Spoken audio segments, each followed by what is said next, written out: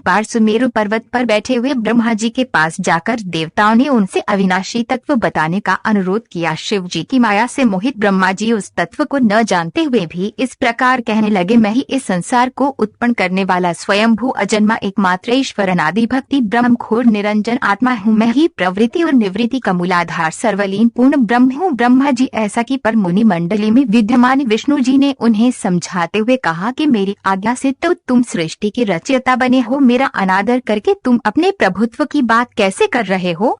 इस प्रकार ब्रह्मा और विष्णु अपना अपना प्रभुत्व स्थापित करने लगे और अपने पक्ष के समर्थन में शास्त्र वाक्य उद्धृत करने लगे। अनंत वेदों से पूछने का निर्णय हुआ तो स्वरूप धारण करके ये चारों वेदों ने क्रमशः अपना मत इस प्रकार प्रकट किया। ऋग्वेद जिसके भीतर समस्त भूत निहित हैं तथा जिससे सब कुछ प्रवृत्त होता है और जिसे परमात्मा कहा जाता है वह एक रुद्र रूप ही है। यजुर्वेद जिसके द्वारा हम वेद भी प्रमाणित होते हैं तथा जो ईश्वर के संपूर्ण यज्ञों तथा योगों से भजन किया जाता है सबका दृष्टा वह एक शिव ही है। सामवेद जो समस्त संसारी जनों को भरमाता है, जिसे योगी जनवरी ढूंढते हैं और जिसकी भांति से सारा संसार प्रकाशित होता है वे एक त्र्यंबक शिव जी ही है। अथर्ववेद जिसकी भक्ति से साक्षात्कार होता है और जो सभी सुख दुख अतीत अनादि ब्रह्म है वे केवल एक शंकर जी ही।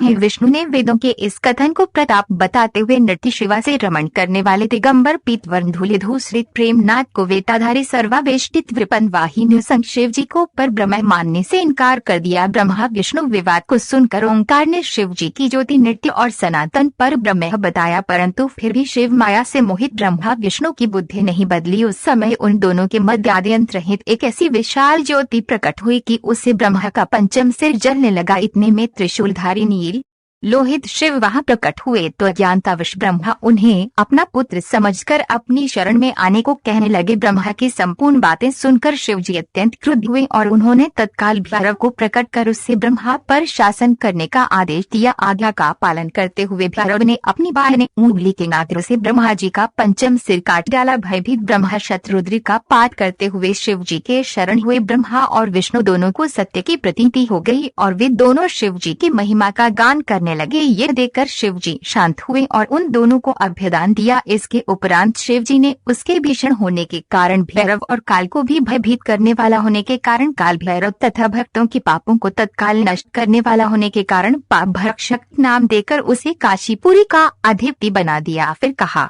कि भैरव तुम इन ब्रह्मा विष्णु को मानते हुए ब्रह्मा के कपाल को धारण करके इसी के आश्रय से भिक्षावृत्ति करते हुए वाराणसी में चले जाओ। वहां उस नगरी के प्रभाव से तुम ब्रह्म हत्या के पाप से मुक्त हो जाओगे। शिव जी की आज्ञा से भैरव जी हाथ में कपाल लेकर ज्यों ही काशी की ओर चले, ब्रह्म हत्या उनके पीछे पीछे हो चली। विष्णु जी ने उनकी स्तुति करते हुए उनसे अपने को उनकी माया से मोहित न होने का वरदान मांगा। विष्णु जी ने ब्रह्म हत्या के भैरव जी के पीछा करने की माया पूछना चाहिए तो ब्रह्म हत्या ने बताया कि वे तो अपने आप को पवित्र और मुक्त होने के लिए भैरव का अनुसरण कर रही है। भैरव जी ज्यों ही काशी पहुँचे त्यों ही उनके हाथ से चिमटा और कपाल छूटकर पृथ्वी पर गिर गया और तब से उस स्थान का नाम कपाल मोचन तीर्थ पड़ गया। इस तीर्थ में जाकर सविधि पिंडदान और देव पितरे तर्पण करने से मनुष्य ब्रह्म हत्या के पाप से निवृत्त हो जाता है। अगर हमारे द्वारा दी गई जानकारी आपको पसंद आए तो हमारे YouTube चैनल को लाइक शेयर एंड सब्सक्राइब जरूर करें।